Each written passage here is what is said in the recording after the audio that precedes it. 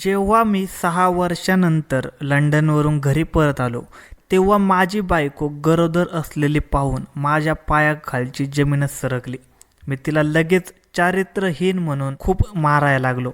पण माझ्या आईने मला समजावले की तुझी बायको खूप चांगली स्त्री आहे. ती प्रत्येक वेळी देवाच्या पूजा अर्चनेत मग्न असते. मग तुझी बायको चारित्र्यहीन कशी असू शकते? त्यानंतर माझी बायको माझे पाय पकडून म्हणाली, तुम्ही कृपा करून माझ्यावर विश्वास ठेवा.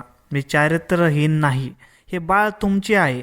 जेव्हा बाळाचा जन्म होईल तेव्हा तुम्ही त्याची DNA टेस्ट करून घ्या. जेव्हा माझ्या बायकोची डिलिव्हरी झाली त्याच दिवशी मी बाळाची DNA टेस्ट करून घेतली. तेव्हा DNA टेस्टचा रिपोर्ट बघून तर माझ्या डोक्यावर जणू काही आभाळच कोसळलं. कारण ते बाळ खरोखरच माझंच होतं.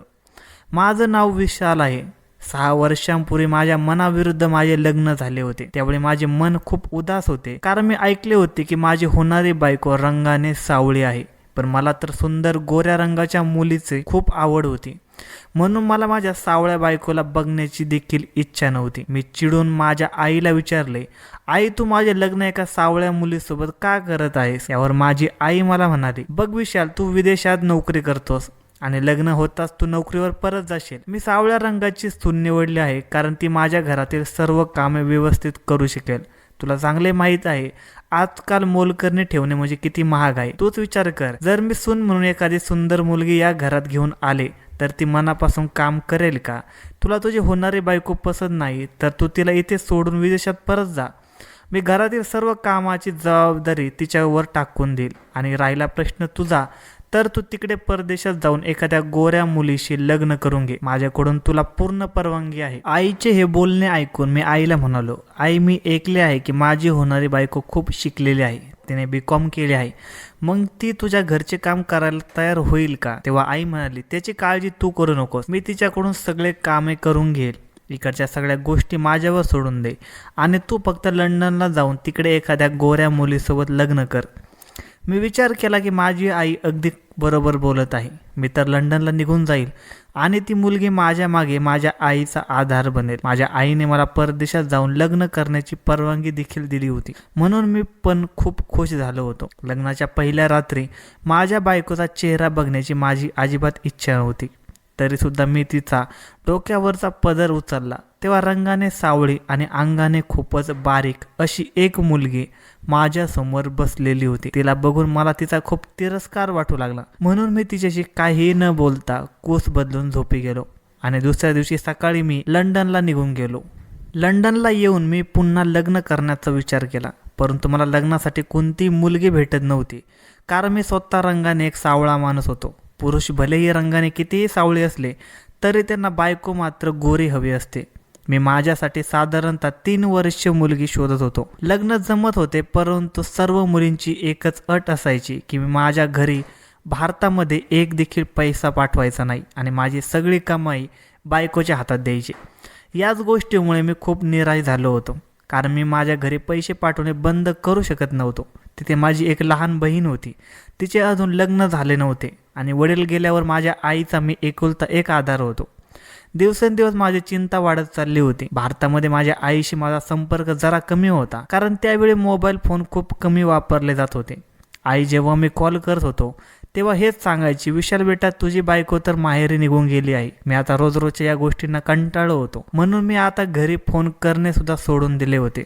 आता माझे लग्न होऊन 6 वर्ष झाली होती. एक दिवस मी कामावरून परत येत असताना मला रस्त्याला एक मुलगी बसलेली दिसली. तिच्या हातात एक पुस्तक होते जे खूप प्रसिद्ध होते. त्यावरून मला समजले की ही मुलगी भारतीय आहे. मी विचार केला की कदाचित तिला काही मदतीची गरज असेल.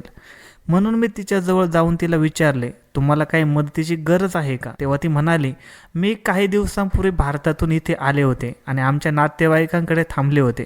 परंतु माहीत नाही अचानक ते लोक कुठे गेले आहेत.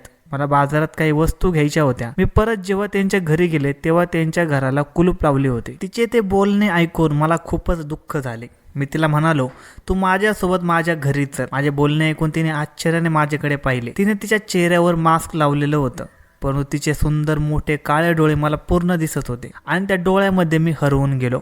तिचे हात दुधासारखे पांढरे होते, ज्यांना बघून मला अंदाज आला की ही मुलगी खूपच सुंदर असेल. ती मला म्हणाली, मी अशी कशी तुमच्यासोबत येऊ? मी तिला म्हणालो, तुम्ही अशा रस्त्यावर बसून रात्र घालवणार आहात का? माझे बोलणे ऐकून तीही विचारात पडली, कारण खरोखरच खूप रात्र झाली होती. ती मला विचारू लागली, तुमच्या घरी कोण कोण आहेत? यावर मी म्हणालो, मी एकटाच राहतो, माझे स्वतःचे घर नाही, फक्त एकच खोली आहे जी मी भाड्याने घेतली आहे. सर्व गोष्टी मी तिला खऱ्या खऱ्या सांगितल्या. ती थोडा वेळ काहीतरी विचार करू लागली. जर तुम्ही माझ्यासोबत आत्ताच्या आत्ता लग्न केले तर मी तुमच्यासोबत तुमच्या घरी येऊ शकते. तिचे बोलणे ऐकून मला थोडं आश्चर्य वाटलं, कारण लग्न म्हणजे काही खेळ नाही की जे कुठल्याही वेळी होऊ शकतं. आणि मला समजत नव्हती की एवढी सुंदर मुलगी कोणत्याही अटीशिवाय माझ्यासोबत स्वतः लग्न करायला तयार आहे. तिचे बोलणे ऐकून मी खूप खुश झालो होतो, कारण मलाही एका सुंदर मुलीसोबत लग्न करायचं होतं. 5 वर्षांपासून मी सुंदर मुलीच्या शोधात होतो, आणि आता जर मला सुंदर मुलगी मिळाली आहे तर मी ही संधी हातातून कशी जाऊ देऊ शकत होतो. म्हणून मी लगेचच तिच्यासोबत कोर्टात लग्न केलं आणि आनंदाने तिला माझ्या छोट्याशा खोलीत घेऊन आलो. तिने तिचे नाव रिया असे सांगितलं होतं. मी स्वतः माझे जेवण बनवत होतो, परंतु आज मला उशीर झाला होता म्हणून जेवण बनवले नव्हतं. रेया मला म्हणाली, तुम्ही फ्रेश होऊन या, तोपर्यंत मी जेवण बनवून ठेवते. रेयाने खूपच चविष्ट जेवण बनवलं होतं. मी खूप खुश होतो, कारण रेया माझ्या विचारांपेक्षाही खूपच सुंदर होती. 2 आठवडे आम्ही खूप आनंदात घालवले. सकाळी मी उठायच्या आधीच ती माझा नाश्ता तयार करत होती. माझे जीवन जणू स्वर्गच बनलं होतं. परंतु एके दिवशी जेव्हा मी ऑफिसवरून घरी आलो तेव्हा रिया घरी नव्हती. मी विचार केला की ती कुठेतरी बाहेर गेली असेल, थोड्या वेळात परत येईल. परंतु मला तिथे एक पत्र आलेलं होतं, ज्यामध्ये लिहिले होते की तिचे नातेवाईक परत आले आहेत आणि ती आता त्या नातेवाईकांकडे जात आहे. हे पत्र वाचून माझ्या पायाखालची जमीन सरकली, कारण माझ्याकडे तिचा कोणताही पत्ता नव्हता. मी वेड्यासारखा तिला शोधत होतो, परंतु रिया मला कुठे देखील भेटली नाही. मी दिवसेंदिवस खूप डिप्रेशनमध्ये चाललो होतो. तिच्यासोबत जो वेळ घालवला होता तो माझ्यासाठी खूप सुंदर होता. एवढ्या वेळात मला तिच्याबद्दल प्रेम जडले होते. आता तर तिच्याशिवाय राहण्याचा विचार करणे सुद्धा मला भीती वाटत होतं, परंतु माहीत नाही काय कारण होते की ती मला अशी सोडून निघून गेली. रियाशिवाय माझे आता लंडनला मन लागत नव्हते, म्हणून मग मी भारतात परत आलो. मी घरी आलो तेव्हा माझी आई खूप रागाने मला म्हणाली, तुझी बायको दर इथे 5 वर्ष काम करत राहिली आणि नंतर कंटाळून म्हणाली की तुमचा मुलगा माझ्याशी बोलत नाही, भारतातही परत येत नाही, तर मग मी तुमची सेवा का करू? मी तुमची काय फुकट मिळालेली मोल करीन नाही, असे म्हणत ती तिच्या माहेरी निघून गेली. मी तिला घेण्यासाठी तिच्या माहेरी गेलो होतो, परंतु तिच्या भावाने माझा अपमान करून मला घराबाहेर काढले. आता तू आला आहेस तर जा आणि तिला घेऊन ये. जेव्हापासून ती घर सोडून गेली आहे तेव्हापासून काम करून करून माझी आणि माझ्या मुलीची अवस्था खूप खराब झाली आहे. आता या वयात माझ्याकडून घरातील काम होत नाही. जा आणि तुझ्या बायकोला परतच घेऊन ये. आईचे बोलणे ऐकून मला माझ्या बायकोचा खूप राग आला की रंगाने सावळी असून सुद्धा तिचे एवढे नखरे. मी तिच्यासोबत लग्न करून तिला आधार दिला आणि तिचे नखरे एवढे वाढले की ती माझ्या आईचा अपमान करून निघून गेली. मी रागातच तिला भेटायला तिच्या माहेरी गेलो, परंतु तिच्या भावाने मला तिला भेटण्यापासून मनाई केली. मी खूप तमाशा घातला, त्यामुळे आजूबाजूचे लोक देखील जमा झाले होते. म्हणून माझ्या बायकोच्या भावाने शेवटी माझ्या बायकोला माझ्या ताब्यात दिले. मी माझ्या बायकोला घेऊन घरी आलो. त्यावेळी मी तिच्याकडे जास्त लक्ष दिले नव्हते, परंतु जसा मी घरात दाखल झालो तसे माझी आई ओरडायला लागली. मग माझ्या बायकोकडून बघून मलाही आश्चर्य वाटलं. माझ्या बायकोचे पोट वाढलेले होते, जणू तिच्या पोटात 9 महिन्याचं बाळ होतं. माझी आई खूपच ओरडली आणि म्हणाली, ही माझ्या घरात राहू शकत नाही, ही करदार आहे. माझा मुलगा तर 6 वर्ष इथं नव्हता, माहित नाही हिच्या पोटात कुणाचे पाप वाढत आहे. आईचे बोलणे ऐकून मीही तिच्यावर ओरडायला आणि तिला चारित्र्यहीन म्हणत घराबाहेर काढायला लागलो. तेव्हा ती माझे पाय धरून म्हणाली, विशाल, मी शपथ घेऊन सांगते की हे बाळ तुमचे आहे. जर तुम्हाला माझ्या बोलण्यावर विश्वास नसेल तर बाळ जन्माला येताच तुम्ही त्याची DNA टेस्ट करून घ्या. मला डिलिव्हरीपर्यंत वेळ द्या, तेव्हा खरे काय आणि खोटे काय ते उघड होईल. मी म्हणालो, यात खरे खोटे सिद्ध करण्याची काय गोष्ट आहे? मी 6 वर्षे तर इथे नव्हतो, तर हे बाळ माझे कसे असू शकते? यावरून सर्व समजते की तुझ्या पोटात वाढणारे बाळ माझे नाही. माझी आई सुद्धा माझ्या हो मध्ये हो मिळवत होती, परंतु माझी बायको रडत रडत थोडासा वेळ मागत होती. तेव्हा माझी आई म्हणाली, ठीक आहे, तिला आपण थोडा वेळ देऊया. मी माझ्या आईला म्हणालो, आई, हे कसे शक्य आहे? मी तर 6 वर्षे लंडनमध्ये होतो, मग हे असे कसं झालं? आईने मला समजावलं, बाजूच्या लोकांचा तमाशा करू नकोस. आता हिची डिलिव्हरी होण्यास खूप कमी दिवस राहिले आहेत. आपण DNA टेस्ट करून घेऊया. सारे सत्य आपल्यासमोर येईल आणि जर हे बाळ तुझे निघाले नाही तर आपण तिच्या भावाला सांगू की जर त्याला त्याच्या बहिणीचा संसार वाचवायचा असेल तर त्याने आपल्याला 25 लाख रुपये द्यावेत, कारण त्याची बहीण एक चारित्र्यहीन स्त्री आहे आणि तिच्या पोटात दुसऱ्या कोणाचे तरी मूल वाढत आहे. हे सर्व DNA टेस्टवरून सिद्ध होईल. मग तू ब्लॅकमेल करून त्यांच्याकडून पैसे घेऊ शकतोस, कारण मला विश्वास आहे की तिचा भाऊ त्यांची इज्जत वाचवण्यासाठी आपल्याला पैसे नक्की देईल. माझ्या आईने असे सांगितले आणि मी लगेच माझ्या बायकोला घरात घेतले आणि तिच्या डिलिव्हरीची वाटच बघत राहिलो. थोड्या दिवसात माझ्या बायकोची डिलिव्हरी झाली आणि माझ्या बायकोने एका सुंदर मुलाला जन्म दिला. तेव्हा मी डॉक्टरांना सांगून त्या बाळाची DNA टेस्ट करायला सांगितली. तेव्हा डॉक्टरांनी DNA टेस्टचा रिपोर्ट दिला. तेव्हा रिपोर्ट पाहून माझ्या पायाखालची जमीनच सरकली, कारण खरोखरच हा मुलगा माझाच होता. यावर माझा विश्वास बसत नव्हता. मी रागाने डॉक्टरांना म्हणालो, तुम्ही चुकीचे रिपोर्ट बनवले आहेत. माझी आई सुद्धा डॉक्टरांना दोष देऊ लागली, परंतु डॉक्टर ठामपणे आम्हाला म्हणाले, हे रिपोर्ट एकदम बरोबर आहे. मग मी शहरातील एक नामवंत डॉक्टरांकडून परत टेस्ट केली, परंतु तिथे देखील हेच सिद्ध झालं की हे बाळ माझेच आहे. परंतु ही तर पूर्णपणे अशक्य गोष्ट वाटत होती. मी खूप हैराण झालो होतो. अखेरीस आम्ही बाळाला घरी घेऊन आलो आणि मी माझ्या बायकोला म्हणालो, तू तुझ्या माहेरी निघून जा, या बाळाला मला माझ्या घरी ठेवायचे नाही. तेव्हा माझी बायको मला विनंती करू लागली, तुम्ही एकदा शांतपणे जो निर्णय घ्यायचा असेल तो घ्या, तुमचा जो निर्णय असेल तुम्हाला मान्य असेल. तेव्हा मी तिचे म्हणणे ऐकले. त्यावेळी माझी आई सुद्धा माझ्या बरोबरच बसली होती. मग माझी बायको मला म्हणाली, जेव्हा माझे तुमच्याशी लग्न झाले तेव्हा तुम्ही मला एकदाही नीट पाहिले नाही आणि तुम्ही सकाळी लंडनला निघून गेलात.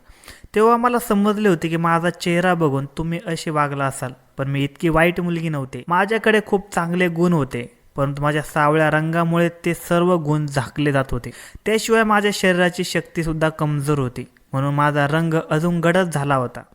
मी माझ्या आईबापाशिवाय वाढलेली मुलगी होते. मी तर माझ्या दादा वहिनीच्या आधाराने जगत होते. माझा दादा माझी थोडीफार काळजी घेत होता, परंतु माझी वहिनी माझ्या जन्माची वैरी बनली होती. ती माझ्याकडून घरातील सर्व कामं करून घेत होती आणि नीट जेवायला देखील देत नव्हती. म्हणून आज मी कमजोर झाले होते, त्यामुळे माझा सावळा रंग उजळण्याचे नावच घेत नव्हता. जेव्हा माझे तुमच्याशी लग्न झाले तेव्हा मला आशा होती की माझे वाईट दिवस संपतील आणि माझ्या आयुष्यात देखील नवीन चैतन्य येईल. हे स्वप्न घेऊन मी लग्नाच्या पहिल्या रात्री तुमची वाट बघत बसले होते, पण तुम्ही मला डोळे भरून देखील पाहिले नाही आणि लगेच दुसऱ्या दिवशी सकाळी मला दुसऱ्यांच्या हवाली करून लंडनला निघून गेलात. या 6 वर्षात तुमच्या आईने माझ्याकडून एवढे काम करून घेतले की माझा जीव जाण्याची वेळ आली होती. मग मात्र मला राग येऊ लागला. मी विचार करू लागले की मी सुद्धा एक माणूस आहे, मला ही कोणती शिक्षा दिली जात आहे. जेव्हा माझा भाऊ मला भेटायला यायचा तेव्हा मला अशा प्रकारे कामवाल्यासारखं काम करताना पाहून त्याला देखील खूपच वाईट वाटायचं. तो म्हणायचा, तुझ्या बरोबर हे चांगले होत नाही. म्हणून त्याने तुमच्या आईशी बोलणे केलं होतं की माझ्या बहिणीला तुमच्या घरी एक कामवाली म्हणून पाठवले नाही, तर तुमची सून म्हणून पाठवले आहे. परंतु तुमच्या आईने माझ्या भावाचा अपमान करून त्याला घराबाहेर काढले आणि म्हणाली, पुन्हा या घरात पाऊल ठेवू नकोस. माझा भाऊ मला खूप वेळा सांगत असायचा, तू घटस्फोट घे, मी तुझे दुसरं लग्न करून देईल. पण माझे मन असे करण्यास तयार नव्हते, कारण माझ्या वहिनीबरोबर इतके वर्ष मी एखाद्या नरकासारखी जगले होते. त्यामुळे मला पुन्हा त्या नरकात जायचे नव्हते. म्हणून मी माझ्या भावाला स्पष्टपणे नकार दिला की मला दुसरे लग्न करायचे नाही. त्याच दिवसात माझ्या आईच्या एका मैत्रीण लंडनहून आल्या होत्या. त्यांचे नाव सविता आहे.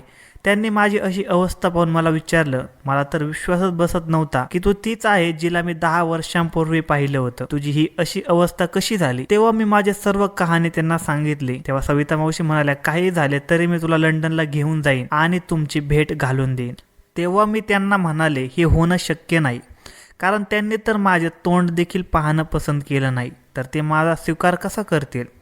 तेव्हा सविता मावशी म्हणाल्या, ते तू सर्व माझ्यावर सोड, फक्त मी जसे सांगेन तसं कर. सविता मावशीने मला गोरं होण्यासाठी इंजेक्शन दिलं, त्यामुळे काहीच आठवड्यात माझा रंग उजळला. मग त्यांनी माझे सर्व कागदपत्रे तयार केली आणि त्या मला त्यांच्याबरोबर लंडनला घेऊन गेल्या. तिथे गेल्यानंतर त्यांनी माझ्या खाण्यापिण्याची व्यवस्थित काळजी घेतली. माझे खाणेपिणे व्यवस्थित झाल्यामुळे माझी तब्येत देखील चांगली सुधारली. मी तुमच्या आईबरोबर राहत होते तेव्हा मला तुमच्या खोलीत एक डायरी मिळाली होती. त्या डायरीमध्ये तुमचा पत्ता लिहिला होता. तुम्ही लंडनमध्ये कुठे राहता तो पत्ता मी लिहून घेतला होता आणि तो पत्ता मी मावशींना दिला. तेव्हा मावशीने तो पत्ता शोधून काढला होता. एके दिवशी तुम्ही तिकडे जात होता तेव्हा मावशी मला म्हणाल्या, तू इथे बस, जेव्हा तू येईल तेव्हा होऊ शकते की त्याची नजर तुझ्यावर पडेल. आणि पुढे झालेही तसे. तुम्ही जवळ आल्यानंतर तुमची नजर माझ्यावर पडली. माझा बदललेला रंग आणि माझ्या तब्येतीत झालेली सुधारणा यामुळे तुम्ही मला ओळखले नाही. तुम्ही तर मला एक अज्ञात मुलगी समजून माझ्याशी लग्न केले. खरे तर लग्न करण्याची काहीच गरज नव्हती, कारण मी तर आधीपासूनच तुमची बायको होती. शरीराला पोषक असे जेवण मिळाल्यानंतर माझे शरीर धष्टपुष्ट झाले आणि माझा रंगही गोरा झाला होता. परंतु हा रंग फक्त काही काळापुरता होता आणि इंजेक्शनचा प्रभाव कमी झाल्यामुळे मी पुन्हा सावळे दिसू लागले होते. माझ्या व्हिसाचा अवधी संपत होता, म्हणून मी पुन्हा भारतात परत आले. इथे आल्यानंतर मला समजले की मी गरोदर आहे. तेव्हा घरच्यांनी मला हिंमत दिली की तू इथेच राहा, तुझा नवरा आल्यानंतर त्याला आम्ही सर्व गोष्टी नीट समजावून सांगू. अशा प्रकारे माझ्या बायकोने तिची सर्व हकीकत मला सांगितली आणि पुरावा दाखल तिने लंडनला आमचे लग्न झाले होते त्याचे कागदपत्र देखील मला दाखवले. तिचे ते काळेभोर डोळे ज्यांनी मला आकर्षित करून घेतले होते आणि आवाजही तोच होता. म्हणजे नक्कीच ती मुलगी हीच होती जिला मी एवढे दिवस शोधत होतो. फरक फक्त एवढाच झाला होता की तिचा रंग सावळा झाला होता. लग्नाच्या पहिल्या रात्री मला एवढा जास्त राग आला होता की मी वर्षाला नीट पाहिलं देखील नव्हतं. कदाचित मिनिटभर पाहिलं असतं तर मला आधीच समजलं असतं की वर्षा म्हणजेच माझी रिया आहे, जिच्याशी मी लंडनमध्ये लग्न केलं होतं. आता माझा विश्वास बसला होता की हीच माझी बायको आहे आणि हिच्या पोटात वाढणारे बाळ देखील माझेच आहे. तरीही माझी आई म्हणत होती हे खोटं बोलत आहे, ही खोटी कहाणी बनवून आपल्याला ऐकवत आहे, तिच्या बोलण्यावर विश्वास ठेवू नकोस. तेव्हा मी लगेच माझ्या आईला बोलण्यापासून थांबवले आणि तिला म्हणालो, आई ती खोटे नाही, ती खरं बोलत आहे. ही तीच मुलगी आहे जिच्याशी मी लग्न केलं होतं आणि हे बाळ देखील माझेच आहे. असे म्हणत मी तिला माझ्याबरोबर ठेवण्यासाठी मन घट्ट केलं. पण माहीत नाही का, परंतु लंडनमध्ये जशी मी तिच्याबद्दल प्रेम करत होतो तसे माझे मन तिच्याकडे आकर्षित होत नव्हते आणि त्या बाळाकडेही नाही. कारण लंडनमध्ये असणारी रिया हीच होती. फरक फक्त एवढाच होता की तिचा रंग सावळा झाला होता. अशा प्रकारे 2 महिने निघून गेले. एक दिवस ती मला म्हणाली, मी तुम्हाला आवडत नाही तर मग मी तुमच्याबरोबर का राहू, मी हे घर सोडून जात आहे, बाळ तुमचे आहे, ती तुमच्या जवळच राहील. असे म्हणून ती घर सोडून निघून गेली. वर्षा बाळाला घेऊन एका खोलीत झोपत होती तर मी एकटा दुसऱ्या खोलीत झोपत होतो. ती गेल्यामुळे मला कोणताही फरक पडला नाही. बाळ पूर्ण दिवस रडत होते तेव्हा मला खूप विचित्र वाटू लागलं, कारण माझ्या आईने आणि बहिणीने माझ्या मुलाला हात देखील लावला नाही. आता तर रात्र होत आली होती. बाळ तसेच रडत होतं. मी झोपवण्याचा त्याला प्रयत्न करत पडलो, परंतु बाळाचे रडणे ऐकून मी बेचैन झालो होतो. मी तिच्या रडण्याकडे दुर्लक्ष करण्याचा प्रयत्न करत होतो, परंतु मला ते जमले नाही. शेवटी मी उठून बाळाजवळ गेलो तर ते भुकेने तिची हालत खूपच खराब झाली होती. परंतु मी त्याला आता काय खायला देणार होतो, त्याची आई तर निघून गेली होती. त्या बाळाला उचलून गेल्यानंतर मला असे वाटू लागले की या जगात आपले असे कोणीतरी आहे.